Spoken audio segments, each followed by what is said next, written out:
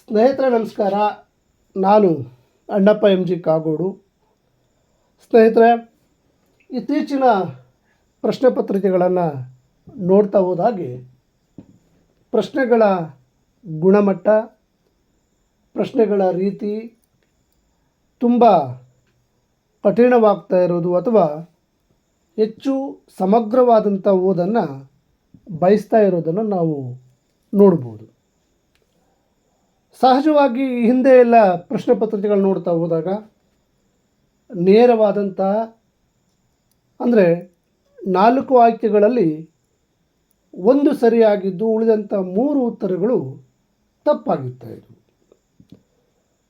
ಮುಂದಿನ ಹಂತದಲ್ಲಿ 3 ಮತ್ತು 4 ಅತಿ ಹತ್ತಿರದ ಉತ್ತರಗಳಾಗಿದ್ದರೆ ಒಂದು ಉತ್ತರ ಸರಿಯಾಗಿರ್ತಾಯಿತ್ತು. ಇಲ್ಲಿ ನೇರವಾದಂಥ ಉತ್ತರವನ್ನು ಪರೀಕ್ಷಾರ್ಥಿ ಗಮನಿಸ್ಬೋದಾಗಿತ್ತು. ಆದರೆ ಇತ್ತೀಚೆಗೆ ಬದಲಾದಂಥ ಪ್ರಶ್ನೆ ಪತ್ರಿಕೆಗಳಲ್ಲಿ ಪ್ರಶ್ನೆಯ ಆಯ್ಕೆಗಳೇನಿದ್ದಾವೆ ಅವು 4 ಆಗಿದ್ದರೂ ಕೂಡ ಅದರ ಜೊತೆಯಲ್ಲಿ ಆ 4 ಆಯ್ಕೆಗಳಿಗೆ ಪುನಃ 4 ಆಯ್ಕೆಗಳನ್ನು ಕೊಟ್ಟು ಕಾಲಾನುಕ್ರಮದಲ್ಲಿ ಕೇಳುವಂಥದ್ದು ಅಥವಾ ಬಹು ಆಯ್ಕೆಗಳನ್ನು ಅಲ್ಲಿಯೂ ಕೂಡ ಕೇಳುವಂಥದ್ದನ್ನು ನಾವು ಪ್ರಶ್ನೆ ಪತ್ರಿಕೆಗಳಲ್ಲಿ ನೋಡ್ತಾ ಇದ್ದೀವಿ. ಸೊ ಈ ಬದಲಾದ ಪ್ರಶ್ನೆ ಪತ್ರಿಕೆಯ ಸ್ವರೂಪದಿಂದಾಗಿ ನಾವು ಓದುವಂತಹ ಪ್ರಕ್ರಿಯೆ ಕೂಡ ಬದಲಾಗ್ತಾ ಹೋಗಬೇಕು. ಈ ಹಿಂದೆ ಮಾರುಕಟ್ಟೆಯಲ್ಲಿ ಸಿಗ್ತಾ ಇದ್ದಂಥ ಮಾರ್ಗದರ್ಶಿಗಳು ಅಥವಾ ಮ್ಯಾಗ್ಝಿನ್ಗಳು ಅವು ಮೂಲ ಪರಾಮರ್ಶನ ಗ್ರಂಥದಿಂದ ಆಯ್ದಂತಹ ನೋಟ್ಸ್ಗಳ ರೀತಿಯಲ್ಲಿ ವಿದ್ಯಾರ್ಥಿಗಳಿಗೆ ಸಹಾಯಕ ಆಗ್ತಾಯಿದ್ವು. ಆದರೆ ಇತ್ತೀಚಿನ ಪ್ರಶ್ನೆ ಪತ್ರಿಕೆಗಳನ್ನು ನೋಡ್ತಾ ಹೋದಾಗ ಆ ರೀತಿಯ ಮಾರ್ಗದರ್ಶನ ಕೊಡುವಂಥ ಅಥವಾ ಮಾರ್ಗದರ್ಶಿ ಗೈಡ್ಗಳೇನಿದ್ದಾವೆ ಅವುಗಳ ಓದು ಭಾಳಷ್ಟು ಸಾರಿ ಉಪಯೋಗಕ್ಕೆ ಬರ್ತಾ ಇಲ್ಲ ಅನ್ನುವಂಥದ್ದು ಪರೀಕ್ಷೆಯನ್ನು ಬರೆದಂಥ ಅಭ್ಯರ್ಥಿಗಳ ಮಾತು. ಹಾಗಾದರೆ ಯಾವ ರೀತಿಯಾದಂಥ ಓದು ಮುಖ್ಯ ಆಗ್ತಾಗತ್ತೆ? ಈಗ ಬೇಕಾಗಿರೋದು ಸಮಗ್ರವಾದಂಥ ಓದು. ಅಂದರೆ ಮಾರುಕಟ್ಟೆಯಲ್ಲಿ ಸಿಗುವಂಥ ಯಾವುದೋ ಒಂದು ಗೈಡನ್ನು ಹಿಡ್ಕೊಂಡು ನೋಟ್ಸನ್ನು ಹಿಡ್ಕೊಂಡು ಓದೋದ್ರ ಬದಲಾಗಿ ಮೂಲ ಪರಾಮರ್ಶನ ಗ್ರಂಥಗಳು ಅಂತ ಏನಿದ್ದಾವೆ ಆ ಪರಾಮರ್ಶನ ಗ್ರಂಥಗಳನ್ನು ಓದೋದ್ರ ಮೂಲಕ ಇಡೀ ಸಮಗ್ರವಾದಂಥ ವಿಷಯದ ಆಳ ಅರಿವಿದ್ದಾಗ ಮಾತ್ರ ಇತ್ತೀಚಿನ ಪ್ರಶ್ನೆ ಪತ್ರಿಕೆಗಳನ್ನು ಉತ್ತರಿಸೋದಕ್ಕೆ ಸಾಧ್ಯ ಆಗತ್ತೆ. ಹಾಗಾಗಿ ನಾನು ಈ ಸರಣಿಯಲ್ಲಿ ಕನ್ನಡದ ಬಹುಮುಖ್ಯ ಪರಾಮರ್ಶನ ಗ್ರಂಥಗಳೇನಿದ್ದಾವೆ ಅವುಗಳನ್ನು ತೆಗೆದುಕೊಂಡು ಆ ಮೂಲಕ ಪರೀಕ್ಷಾರ್ಥಿಗಳಿಗೆ ಉಪಯೋಗ ಆಗೋ ರೀತಿಯಲ್ಲಿ ಅವುಗಳ ಕುರಿತಾದಂಥ ವಿವರಣೆಯನ್ನು ಕೊಡ್ತಾ ಅವುಗಳ ಕುರಿತಾದಂಥ ಪ್ರಶ್ನೆ ಸ್ವರೂಪವನ್ನು ಯೋಚಿಸ್ತಾ ಈ ಸರಣಿಯನ್ನು ಆರಂಭ ಮಾಡ್ತಾಯಿದ್ದೀನಿ. ಮೊದಲನೇದಾಗಿ ಪ್ರೊಫೆಸರ್ LS ಶೇಷಗಿರಿರಾವ್ ಅವರು ಬರೆದಿರುವಂಥ ಹೊಸಗನ್ನಡ ಸಾಹಿತ್ಯ ಚರಿತ್ರೆ ಅನ್ನುವಂಥ ಪುಸ್ತಕವನ್ನು ತೆಗೆದುಕೊಂಡಿದ್ದೀನಿ.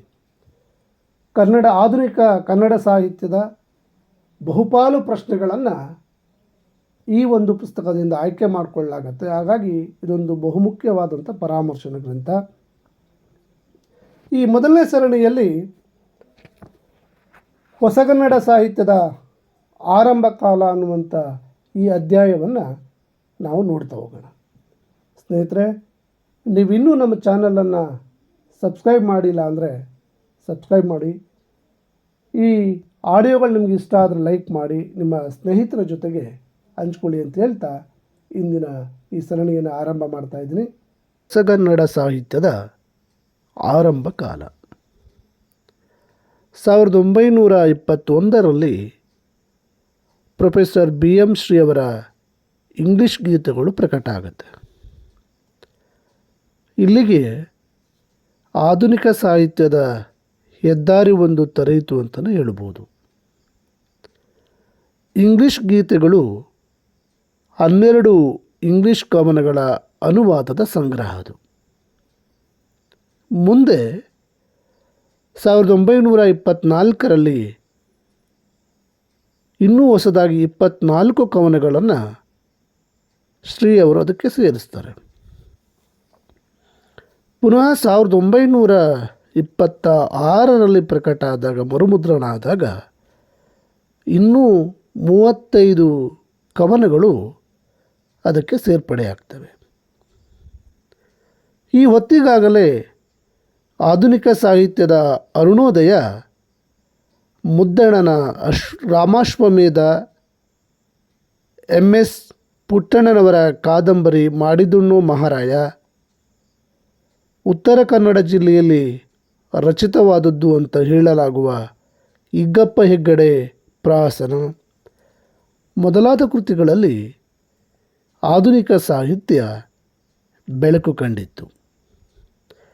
ಆದರೆ ಇಂಗ್ಲಿಷ್ ಗೀತೆಗಳ ಮನೋಧರ್ಮ, ಅದರ ಪ್ರಯೋಗಶೀಲತ್ವ, ಅದರ ಪ್ರಭಾವ ಇವುಗಳನ್ನು ಪರಿಗಣಿಸ್ತಾ ಹೋದಾಗ ಆಧುನಿಕ ಕನ್ನಡ ಸಾಹಿತ್ಯ ಈ ಕೃತಿಯ ಮೂಲಕ ತನ್ನ ಉದಯವನ್ನು ಸಾರಿತು ಅಂತಲೇ ಹೇಳ್ಬೋದು. 1700ರಿಂದ ಪ್ರಾಯಶಃ ಕನ್ನಡ ಸಾಹಿತ್ಯ ಬಡಕಲಾಗಿ ಉಳಿದಿತ್ತು. ಇದಕ್ಕೆ ಹಲವಾರು ಕಾರಣಗಳನ್ನು ಹೇಳಬಹುದಾದರೂ ಕೂಡ ಕವಿಗಳು ಅಲ್ಲಿಯವರೆಗೆ ರಾಜಾಶ್ರಯವನ್ನು ನೆಚ್ಚಿದ್ರು. ಇನ್ನು ಪಂಡಿತ ವರ್ಗವನ್ನು ಮೆಚ್ಚಿಸೋದಕ್ಕಾಗಿ ಬರೆಯಬೇಕಾದದ್ದು ಅನಿವಾರ್ಯ ಆಗಿತ್ತು. ಈ ಎರಡು ಕಾರಣಗಳಿಂದಾಗಿ 1700ರ ನಂತರ ಕನ್ನಡ ಸಾಹಿತ್ಯ ಸೊರಗ್ತಾ ಹೋಯಿತು. ವಚನ ಸಾಹಿತ್ಯ, ದಾಸ ಸಾಹಿತ್ಯಗಳು ಜನಜೀವನದಲ್ಲಿ ಬೇರು ಬಿಟ್ಟವು. ಇವನ ರಚಿಸಿದಂಥವರು ಜೀವನದಲ್ಲಿ ಯಾವುದು ಬಹುಮುಖ್ಯ, ಯಾವುದು ಅದಕ್ಕಿಂತ ಕಡಿಮೆ ಮುಖ್ಯ ಆದಂಥದ್ದು, ಯಾವುದು ಅಮುಖ್ಯ ಅನ್ನುವಂಥ ಖಚಿತವಾದ ಮೌಲ್ಯ ಶ್ರೇಣಿಯನ್ನು ಅವರು ಪಡ್ಕೊಂಡಿದ್ದರು. ತಮ್ಮ ಜೀವನಾನುಭವದ ಮೂಲಕ ಜನಕ್ಕೆ ಹೇಳಬೇಕಾಗಿದ್ದಂಥ ಚಿಂತನೆಯನ್ನು ಅವರು ಹೊಂದಿದರು. ಆದರೆ ಮುಂದೆ ಇಂತಹ ಒಂದು ಸ್ವಂತಿಕೆ ಇದ್ದವರು ಬರಲಿಲ್ಲ. ಇಲ್ಲಿನ ರಾಜ್ಯಗಳು, ಆಗ ಇದ್ದಂಥ ಪುಟ್ಟ ಪುಟ್ಟ ಸಂಸ್ಥಾನಗಳು, ಅವು ತಮ್ಮ ತಮ್ಮ ನಡುವೆ ಕದನಗಳನ್ನು ಏರ್ಪಡಿಸಿದ್ರಿಂದ ಮತ್ತು ಇವುಗಳಲ್ಲಿ ಹೊರಗಿನವರ ಪ್ರವೇಶ ಬಂದಿದ್ದರಿಂದ ಜನಜೀವನ ಪ್ರಕ್ಷುಬ್ಧ ಆಗ್ತಾ ಹೋಯಿತು. ಯುದ್ಧಗಳಲ್ಲಿ ಪ್ರದೇಶಗಳು ಕೈ ಬದಲಾಯಿಸಿದಾಗ ಮತಗಳ ಮತ್ತು ಭಾಷೆಗಳ ವಿರೋಧಕ್ಕೆ ಇದು ಅವಕಾಶ ಮಾಡಿಕೊಡ್ತಾ ಹೋಗುತ್ತೆ. ಉತ್ತರ ಕರ್ನಾಟಕ, ಮಹಾರಾಷ್ಟ್ರದ ಭಾಗವಾಗಿ ಕನ್ನಡದ ಬಳಕೆಯೇ ಕಷ್ಟ ಆಗ್ತಾ ಹೋಯಿತು. ಸೊ ಎಲ್ಲ ಕಾರಣಗಳಿಂದ ಸಾಹಿತ್ಯದ ನದಿ ಸಣ್ಣ ತೊರೆಯಾಗಿ ಉಳಿತೆ ಹೊರತು ದೊಡ್ಡ ನದಿಯಾಗಿ ಹರಿಲೇ ಇಲ್ಲ. ಸಾಹಿತ್ಯ ರಚನೆ ನಿಂತೇ ಹೋಯಿತು ಅಂಥೇಳಿ ಯಾವ ಕಾಲದಲ್ಲಿಯೂ ಕೂಡ ಹೇಳೋಕ್ಕಾಗೋದಿಲ್ಲ. ಆದರೆ ಈ ಕಾಲದಲ್ಲಿ ಸೃಷ್ಟಿಯಾದಂಥ ಸಾಹಿತ್ಯ ಬಹುಮಟ್ಟಿಗೆ ಧಾರ್ಮಿಕ ಮನೋಭಾವದಿಂದ ಕೂಡಿತ್ತು. ಪ್ರಮುಖವಾದಂಥ ಉದ್ದೇಶ ನೀತಿ ಬೋಧನೆ ಮಾಡೋದಾಗಿತ್ತು. ಸಾಂಪ್ರದಾಯಿಕವಾದಂಥ ರೂಪವನ್ನು ಹೊಂದಿತ್ತು.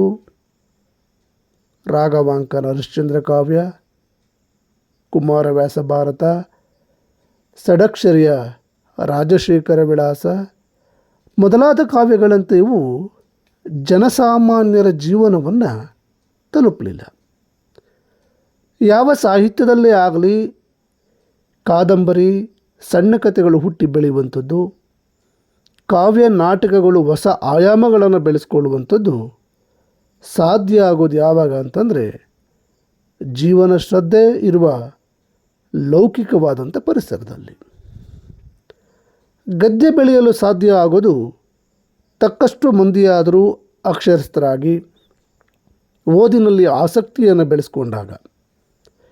ವಿದ್ಯೆ ವ್ಯವಹಾರಗಳಲ್ಲಿ ಹೊಸ ಹೊಸ ಅಗತ್ಯಗಳಿಗೆ ಗದ್ಯವನ್ನು ಬಳಸಬೇಕಾದಂಥ ಸಂದರ್ಭಗಳು ಬಂದಾಗ, ಆದ್ದರಿಂದ ಈ ಕಾಲದಲ್ಲಿ ಕಾದಂಬರಿ ಸಣ್ಣ ಕಥೆಗಳ ಸೃಷ್ಟಿಗೆ ಅಗತ್ಯವಾದಂಥ ವಾತಾವರಣ ಇನ್ನೂ ಕೂಡ ಸೃಷ್ಟಿಯಾಗಿರಲಿಲ್ಲ. ಬಯಲಾಟ, ಯಕ್ಷಗಾನಗಳಲ್ಲಿ ಜನಸಾಮಾನ್ಯರ ಮನಸ್ಸು ಅಭಿವ್ಯಕ್ತಿಯನ್ನು ಪಡೆಯುವಂತಹ ಸಂದರ್ಭ ಆಗ ಇತ್ತು. ಹಾಗಾದರೆ ಆಧುನಿಕ ಸಾಹಿತ್ಯ ಅಂತ ನಾವು ಯಾವುದನ್ನು ಕರಿತೀವಿ? ಈ ಸಾಹಿತ್ಯದ ಲಕ್ಷಣಗಳೇನು? ನಾವು ಈ ಸಾಹಿತ್ಯವನ್ನು ಹಿಂದಿನ ಸಾಹಿತ್ಯದಿಂದ ಹೇಗೆ ಬೇರ್ಪಡಿಸ್ತೀವಿ ಅಂತ ನೋಡ್ತಾ ಹೋದಾಗ, ಆಧುನಿಕ ಸಾಹಿತ್ಯದ ಆಸಕ್ತಿಯ ಕೇಂದ್ರ ಮನುಷ್ಯ, ದೇವರಲ್ಲ. ಅಂದರೆ ಇದರರ್ಥ ದೇವರನ್ನು ಮರಿಬೇಕು ಅಂತಲ್ಲ. ಆಧುನಿಕ ಸಾಹಿತ್ಯದ ಪ್ರಾರಂಭದ ಲೇಖಕರಲ್ಲಿ, ಅದು ಶ್ರೀನಿವಾಸರ ಕವನಗಳಲ್ಲಾಗಲಿ, ಕುವೆಂಪು ಅವರ ಕವನಗಳಲ್ಲಾಗಲಿ ಸಮರ್ಪಣಾ ಭಾವ ಇದೆ. ಮನುಷ್ಯನನ್ನು ಮೀರಿದ ಶಕ್ತಿಯೊಂದರ ಇರುವನ್ನು ಶ್ರೀನಿವಾಸರು ಮತ್ತು ಕುವೆಂಪು ಅವರು ಕೂಡ ಗುರುತಿಸ್ತಾರೆ. ಇನ್ನು ಕಾರಂತರಿಗೆ ದೇವರ ಅಸ್ತಿತ್ವದ ಪ್ರಶ್ನೆಯಲ್ಲಿ ಅವರಿಗೆ ಆಸಕ್ತಿ ಇರದೇ ಹೋದರೂ ಕೂಡ, ದೇವರಲ್ಲಿ ನಂಬಿಕೆಯನ್ನು ಇಟ್ಕೊಂಡಂಥ, ಅದರಿಂದ ಜೀವನವನ್ನು ಎದುರಿಸುವ ಮತ್ತು ನಡೆಸುವ ಶಕ್ತಿ ಪಡೆಯುವುದವರನ್ನು ಅವರು ಗೌರವಿಸುವುದನ್ನು ನಾವು ನೋಡ್ಬೋದು. ಇನ್ನು ಆಧುನಿಕ ಸಾಹಿತ್ಯ ಮುಖ್ಯವಾಗಿ ಮನುಷ್ಯ ಸರ್ವಶಕ್ತನಲ್ಲ ಎಂದು ಗುರುತಿಸಿದರೂ ಕೂಡ, ಅವನು ದೀನ ಎಂದು ಭಾವಿಸಿದಾಗಲೂ ಅವನಲ್ಲಿ ಆಸಕ್ತಿಯನ್ನು ಕಳೆದುಕೊಳ್ಳೋದಿಲ್ಲ. ಅಂದರೆ ಜೀವನ ಶ್ರದ್ಧೆ ಇರುವಂಥ ಲೌಕಿಕತನ ಇದರ ಪ್ರಮುಖವಾದಂಥ ಲಕ್ಷಣ. ಇದು ಅಧ್ಯಾತ್ಮ ಕೊಲಿದಾಗಲೂ ಕೂಡ ಅಧ್ಯಾತ್ಮವಷ್ಟೇ ಜೀವನ ಅಂಥೇಳಿ ಭಾವಿಸುವುದಿಲ್ಲ ಈ ಆಧುನಿಕ ಸಾಹಿತ್ಯ. ಈ ಸಾಹಿತ್ಯ ಮನುಷ್ಯನಲ್ಲಿ ಆಸಕ್ತಿ ತಳೆಯೋದರಿಂದ 3 ಮುಖ್ಯವಾದಂಥ ಪರಿಣಾಮಗಳನ್ನು ಇದರಿಂದ ಉಂಟಾಗ್ತಾ ಹೋಗುತ್ತೆ. ಮೊದಲನೇದು, ಮನುಷ್ಯ ಮತ್ತು ದೇವರ ಸಂಬಂಧವಲ್ಲದೆ ಮನುಷ್ಯನ ಇತರ ಸಂಬಂಧಗಳು, ಮನುಷ್ಯನ ಭಾವನೆಗಳು, ಆಸೆಗಳು, ಕನಸುಗಳು ಎಲ್ಲವೂ ಕೂಡ ಈ ಸಾಹಿತ್ಯದ ವಸ್ತುಗಳಾಗ್ತವೆ. ಈ ಲೋಕದಲ್ಲಿ ಇದಕ್ಕೆ ಕುತೂಹಲ, ಆಸಕ್ತಿ, ಸೃಷ್ಟಿಯಲ್ಲಿ ಮನುಷ್ಯನ ಸಂಗಾತಿಯಾಗಿ ನಿಂತಹ ನಿಸರ್ಗದಲ್ಲಿನ ಆಸಕ್ತಿ, ಅದರ ಕುರಿತಾದಂಥ ಒಂದು ಬೆರಗು, ಇವೆಲ್ಲವೂ ಕೂಡ ಈ ಸಾಹಿತ್ಯಕ್ಕೆ ಮುಖ್ಯ ಆಗ್ತಾ ಹೋಗ್ತವೆ. ಇನ್ನು ಎರಡನೆಯದು, ಮಾನವ ಜೀವನದಲ್ಲಿ ಇದರ ಆಸಕ್ತಿಯಾದದ್ರಿಂದ ಮನುಷ್ಯನ ಅಂತಸ್ತು ಇದಕ್ಕೆ ಮುಖ್ಯ ಆಗಲ್ಲ. ಇದು ರಾಜರಾಣಿಯರು, ಋಷಿಗಳು, ಅತಿಮಾನವರು ಇವರಲ್ಲಿ ಮಾತ್ರ ಆಸಕ್ತಿ ಪಡೆದೇನೆ ಇದಕ್ಕೆ ಇಹಲೋಕದ ಬಾಳು ಮತ್ತು ಪರಲೋಕಕ್ಕೆ ದಾರಿ ಮಾತ್ರವಲ್ಲ, ಈ ಬಾಳಿನಲ್ಲೇ ಇದಕ್ಕೆ ಆಸಕ್ತಿಯನ್ನು ಈ ಸಾಹಿತ್ಯ ಹೊಂದಿರುತ್ತೆ. ಇನ್ನು ಮೂರನೇದು, ಆಧುನಿಕ ಸಾಹಿತ್ಯ ಹಿಂದಿನ ಸಾಹಿತ್ಯದ ಶಿಖರಗಳನ್ನು ಗುರುತಿಸುತ್ತೆ. ಆದರೆ ಆ ಶಿಖರಗಳತ್ತಲೇ ಮುಖ ಮಾಡಿ ನಿಲ್ಲೋದಲ್ಲ. ಅಂದರೆ ವಾಲ್ಮೀಕಿ, ವ್ಯಾಸ, ಕಾಳಿದಾಸ, ಶೂದ್ರಕ ಇನ್ನೂ ಮುಂತಾದ ಪ್ರಾಚೀನ ಸಾಹಿತ್ಯ ಶಿಖರಾಗ್ರದಲ್ಲಿರುವಂಥ ಕವಿಗಳನ್ನು ಗೌರವಿಸುತ್ತೆ. ಆದರೆ ಇದು ಪ್ರಯೋಗಪ್ರಿಯವಾದಂಥದ್ದು. ಸಾಂಪ್ರದಾಯಿಕ ಮೌಲ್ಯಗಳನ್ನು ಕವಿ ಸಮಯಗಳ ಮತ್ತು ಸ್ವೀಕೃತ ಕಾವ್ಯಭಾಷೆಯ ಮೂಲಕ ವ್ಯಕ್ತಪಡಿಸಿ ತನ್ನಟ್ಟಿಗೆ ತಾನು ಸುಮ್ಮನೆ ಆಗೋದಿಲ್ಲ. ಈಗಾಗಲೇ ಪ್ರಾಚೀನರು ಸ್ವೀಕೃತವಾದಂಥ ಆ ಕಲ್ಪನೆಯ ವಿವರಗಳನ್ನು ತುಂಬಿ ವಿದ್ವಾಂಸರ ಮೆಚ್ಚುಗೆಯನ್ನು ಪಡೆಯುವ ಪ್ರಯತ್ನವನ್ನು ಇದು ಮಾಡ್ತಾ ಹೋಗುತ್ತೆ. ಇವಿಷ್ಟು ಆಧುನಿಕ ಸಾಹಿತ್ಯದ ಪರಿಣಾಮಗಳು. ಈ ಎಲ್ಲ ಲಕ್ಷಣಗಳು ಆಧುನಿಕ ಕಾಲದ ಎಲ್ಲ ಕೃತಿಗಳಲ್ಲಿ ಇರತ್ತೆ ಅಂತಾಗಲಿ ಅಥವಾ ಹಿಂದಿನ ಯಾವ ಕೃತಿಗಳಲ್ಲಿಯೂ ಕೂಡ ಈ ರೀತಿಯಾದಂಥ ಲಕ್ಷಣ ಇರಲಿಲ್ಲ ಅಂತಾಗಲಿ ಅರ್ಥ ಅಲ್ಲ. ಕಾಳಿದಾಸನ ಶಾಕುಂತಲ ಪ್ರೇಮದ ಕತೆ, ನಾಂದಿ, ಶ್ಲೋಕ, ಭರತವಾಕ್ಯಗಳಿದ್ದರೂ ಉಪದೇಶವನ್ನು ನೀಡುವಂಥದ್ದು ಇದರ ಮುಖ್ಯ ಉದ್ದೇಶ ಅಲ್ಲ. ಪ್ರೇಕ್ಷಕನ ಚೇತನವನ್ನು ಅಲ್ಲಾಡಿಸಿ ಬಿಡುವಂಥ ಅನುಭವವನ್ನು ಇದು ನಿರೂಪಿಸ್ತಾ ಹೋಗುತ್ತೆ. ಆದರೆ ಇದರ ಆಸಕ್ತಿಯೂ ಕೂಡ ಮುಖ್ಯವಾಗಿ ವಿಶಿಷ್ಟ ಬಗೆಯ ಪಾತ್ರಗಳಲ್ಲಿ, ಉದಾಹರಣೆಗೆ ಬೆಸ್ತರವನು, ಅರಮನೆಯ ಕೆಲಸದವರು, ಕೆಲವು ಕ್ಷಣಗಳು ಈ ನಾಟಕದಲ್ಲಿ ಸುಳಿದು ಮಾಯ ಆಗ್ತಾರೆ. ಆದರೆ ಇದು ಮುಖ್ಯವಾಗಿ ಧರ್ಮಾತ್ಮ ಪೌರವ ಮತ್ತು ಕಣ್ವರ ಔರಸಪುತ್ರಿ ಇವರ ನಡುವಿನ ಕತೆ. ಇದರ ಹಿಂದೆ ಮಹರ್ಷಿ ಕಣ್ವರು ಕೂಡ ಇದು ಕಾಣ್ತಾರೆ. ಆಧುನಿಕ ಯುಗದ ಪ್ರಾರಂಭದಲ್ಲಿ ಬಂದಂಥ ಮುದ್ದಣ ರಾಮಸೀತೆಯರ ದಾಂಪತ್ಯ ಜೀವನದ ಸಂತೋಷ ದುಃಖಗಳನ್ನು ಬಿತ್ತುವರಿಸುವಾಗಲೂ ಕೂಡ ಭವತಿ ಭಿಕ್ಷಾಂದೇಹಿ ಮಂತ್ರವನ್ನು ನೆಚ್ಚಿದ ಕವಿ. ಅವನ ಮನೋರಮೆಯರ ಜೀವನದ ಉಲ್ಲಾಸವನ್ನು ಪಕ್ಕದಲ್ಲಿ ಇಡ್ತಾನೆ. ಉಪದೇಶವೇ ಮುಖ್ಯ ಉದ್ದೇಶವಾಗಿದ್ದರೂ ಕೂಡ ಸರ್ವಜ್ಞನಿಗೆ ಜೀವನದ ಹಲವು ಮುಖಗಳಲ್ಲಿ ಇರುವ ಆಸಕ್ತಿ, ಅವನ ಸೃಷ್ಟಿಯಲ್ಲಿ ಅಳವಟ್ಟ ಅನುಭವದ ವಿಸ್ತಾರ ವೈವಿಧ್ಯಗಳಿಂದಾಗಿ ಅವನೂ ಕೂಡ ನಮಗೆ ಆಧುನಿಕ ಅನ್ನಿಸ್ತಾ ಹೋಗ್ತಾನೆ. ಹೊಸಗನ್ನಡ ಸಾಹಿತ್ಯದ ಆರಂಭ ಕಾಲ 19ನೇ ಶತಮಾನದ ಉತ್ತರಾರ್ಧ. ಈ ಕಾಲ 20ನೇ ಶತಮಾನದ ಪ್ರಾರಂಭದ ದಶಕಗಳಲ್ಲಿ ಏನಿದೆ, ಇದು ಪರಿವರ್ತನೆಯ ಘಟ್ಟ. ಇದಕ್ಕೆ ಕಾರಣ ಏನು ಅಂದರೆ, ದೇಶದ ಜೀವನದಲ್ಲಿ ಆಗ್ತಾ ಇದ್ದಂಥ ವ್ಯಾಪಕವಾದ ಮತ್ತು ಬಹುಮುಖವಾದಂಥ ಕ್ರಾಂತಿ. 1857ರಲ್ಲಿ ಸ್ವಾತಂತ್ರ್ಯ ಹೋರಾಟದ ನಂತರ, ಅಂದರೆ ಮೊದಲ ಸ್ವಾತಂತ್ರ್ಯ ಸಂಗ್ರಾಮದ ನಂತರ ಈಸ್ಟ್ ಇಂಡಿಯಾ ಕಂಪನಿಯ ಆಡಳಿತ ಮುಗಿದು ಭಾರತ ನೇರವಾಗಿ ಇಂಗ್ಲೆಂಡಿನ ಆಡಳಿತಕ್ಕೆ ಬಂದ ಮೇಲೆ ದೇಶದಲ್ಲಿ ಒಂದು ರೀತಿಯಾದಂಥ ಗೊಂದಲ ನಿವಾರಣೆಯಾಗಿ ಶಾಂತಿ ನೆಲೆಸ್ತಾ ಹೋಗುತ್ತೆ. ರಾಜ್ಯಗಳ ನಡುವಣ ಘರ್ಷಣೆಗಳು ಮುಗಿದು ಅದೆಷ್ಟೋ ಶತಮಾನಗಳ ನಂತರ ಇಡೀ ಭಾರತ ಯುದ್ಧದಿಂದ ಮುಕ್ತ ಆಗ್ತಾ ಹೋಗುತ್ತೆ. ಕರ್ನಾಟಕದಲ್ಲಿ ಅರ್ಧ ಭಾಗವಾದಂಥ ಮೈಸೂರು ಸಂಸ್ಥಾನಕ್ಕೆ 1799ರಲ್ಲಿ ಮುಮ್ಮಡಿ ಕೃಷ್ಣರಾಜ ಒಡೆಯರು ಮಹಾರಾಜರಾದರೂ ಕೂಡ 1831ರಿಂದ ಇಂಗ್ಲಿಷ್ ಅಧಿಕಾರಿಗಳೇ ರಾಜ್ಯದ ಸೂತ್ರವನ್ನು ವಹಿಸ್ಕೋತಾರೆ.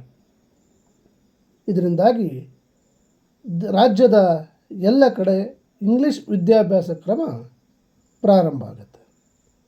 ಇದರ ಪರಿಣಾಮವಾಗಿ ಹೊಸ ವಿಷಯಗಳ ಅಧ್ಯಯನ ಸಾಧ್ಯ ಆಗುತ್ತೆ.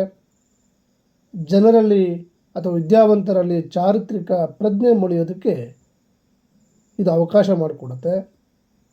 ಸ್ವಾತಂತ್ರ್ಯ ಪ್ರೇಮ, ಪ್ರಜಾಪ್ರಭುತ್ವದಲ್ಲಿ ಶ್ರದ್ಧೆ, ಇವು ಜನರ ಮನಸ್ಸಿನಲ್ಲಿ ಬೇರೂರೋದಕ್ಕೆ ಆರಂಭ ಮಾಡ್ತವೆ. ತಮ್ಮ ಚರಿತ್ರೆಗಿಂತಲೂ ವಿಭಿನ್ನವಾದಂತಹ ಈ ಜನರ ಚರಿತ್ರೆಯ ಅಭ್ಯಾಸ ಭಾರತೀಯರಲ್ಲಿ ಹೊಸ ವಿಚಾರ ಪ್ರಚೋದಕ್ಕೆ ಕಾರಣ ಆಯಿತು. ಅಲ್ಲದೆ ಈಗಾಗಲೇ ನಮ್ಮಲ್ಲಿ ಇದ್ದಂತಹ ರೂಢಿಗಳನ್ನು, ಸಂಪ್ರದಾಯಗಳನ್ನು ಏಕೆ ಅನ್ನುವಂಥ ಪ್ರಶ್ನಿಸುವ ಮನೋಭಾವ ಮತ್ತು ಧೈರ್ಯ ಎರಡೂ ಕೂಡ ಭಾರತೀಯರಲ್ಲಿ ಬೆಳವಣಿಗೆ ಆಯಿತು. 1857ರ ಸಮಯಕ್ಕಾಗಲಿ ಅದಕ್ಕೂ ಮುಂಚೆ ರಾಜಾರಾಮ್ ಮೋಹನ್ ರಾಯ್ ಅಂಥವರು ಪಾಶ್ಚಾತ್ಯ ವಿದ್ಯಾಭ್ಯಾಸದಿಂದ ಪ್ರಭಾವಿತರಾಗಿದ್ದರು. ಅದರ ಅಗತ್ಯವನ್ನು ಕೂಡ ಅವರು ಒತ್ತಿ ಹೇಳಿದರು. ಆಗ ಅವರ ಮಾತುಗಳು ಕ್ರಾಂತಿಕಾರಕ ರೀತಿಯಲ್ಲಿ ಜನರಿಗೆ ಕಾಣಿಸ್ತಾ ಹೋದವು. ಅಲ್ಲದೆ ಭಾರತೀಯ ಸಮಾಜವನ್ನು ಸುಧಾರಣೆಗೊಳಿಸುವ ಪ್ರಯತ್ನವನ್ನು ಕೂಡ ಅವು ಮಾಡ್ತಾ ಹೋದವು. ಸಹಗಮನ, ಬಾಲ್ಯ ವಿವಾಹ ಇವೆಲ್ಲವುಗಳನ್ನು ಕೊನೆಗಾಣಿಸಬೇಕು, ವಿಧವಾ ವಿವಾಹಕ್ಕೆ ಅಡ್ಡಿ ಇರಬಾರ್ದು, ಅಸ್ಪೃಶ್ಯತೆ ತೊಲಗಬೇಕು ಅನ್ನುವಂಥ ವಿಚಾರಗಳು ಈ ಇಂಗ್ಲಿಷ್ ಶಿಕ್ಷಣದ ಪ್ರಭಾವದಿಂದ ಸಾಧ್ಯ ಆಗ್ತಾ ಹೋಯಿತು. ಇನ್ನು ಈಶ್ವರ್ಚಂದ್ರ ವಿದ್ಯಾಸಾಗರ್, ದೇವೇಂದ್ರನಾಥ ಟಾಗೂರ್, ವಿವೇಕಾನಂದ, ರಾಮತೀರ್ಥ, ದಯಾನಂದ ಸರಸ್ವತಿ ಮೊದಲಾದವರ ಪ್ರಭಾವ ಇಡೀ ಭಾರತದ ಮೇಲಾಗುತ್ತೆ. ಪಾಶ್ಚಾತ್ಯರ ವಿಚಾರ ರೀತಿ, ಅವರ ವೈಜ್ಞಾನಿಕ ಸಾಧನೆಗಳ ಬಗ್ಗೆ ಮೆಚ್ಚುಗೆಯ ಜೊತೆಗೆ ಒಂದು ಪ್ರತಿಕ್ರಿಯೆ ಭಾರತೀಯರಲ್ಲಿ ಮೂಡ್ತಾ ಹೋಗುತ್ತೆ. ಇದರ ಜೊತೆಗೆ ಭಾರತೀಯ ಸಂಸ್ಕೃತಿ, ಭಾರತೀಯ ಭಾಷೆಗಳಲ್ಲಿಯೂ ಕೂಡ ಅಭಿಮಾನವನ್ನು ಮೂಡಿಸೋದಕ್ಕೆ ಆರಂಭ ಆಗುತ್ತೆ. ಜೊತೆಗೆ ಭಾರತದ ಪ್ರಾಚೀನ ಸಾಧನೆಯ ಅಧ್ಯಯನಕ್ಕೆ ಪಾಶ್ಚಾತ್ಯರಿಂದಲೇ ನೆರವು ಕೂಡ ದೊರೆತಾ ಹೋಗುತ್ತೆ. 18ನೇ ಶತಮಾನದಲ್ಲೇ ಕೆಲವರು ಇಂಗ್ಲಿಷ್ ವಿದ್ವಾಂಸರು ಭಾರತೀಯ ವೇದಾಂತದಲ್ಲಿ, ಸಂಸ್ಕೃತಗಳಲ್ಲಿ ವಿಶೇಷ ಆಸಕ್ತಿಯನ್ನು ತಳೆದಿದ್ದರು. 1783ರಲ್ಲಿ ಚಾರ್ಲ್ಸ್ ವಿಲ್ಕನ್ ಅನ್ನುವಂಥವನು ಭಗವದ್ಗೀತೆಯನ್ನು ಇಂಗ್ಲೀಷ್ಗೆ ಅನುವಾದ ಮಾಡಿದ್ದ. ಆ ಕಾಲದಲ್ಲೇ ಹಲವಾರು ಪಾಶ್ಚಾತ್ಯ ವಿದ್ವಾಂಸರಿಗೆ ಭಾರತದ ಚಿಂತನ ಸಾಹಿತ್ಯದಲ್ಲಿ, ಭಾರತದ ಸೃಜನ ಸಾಹಿತ್ಯದಲ್ಲಿ ಶ್ರದ್ಧೆ ಮತ್ತು ಗೌರವಗಳು ಮೂಡಿದವು.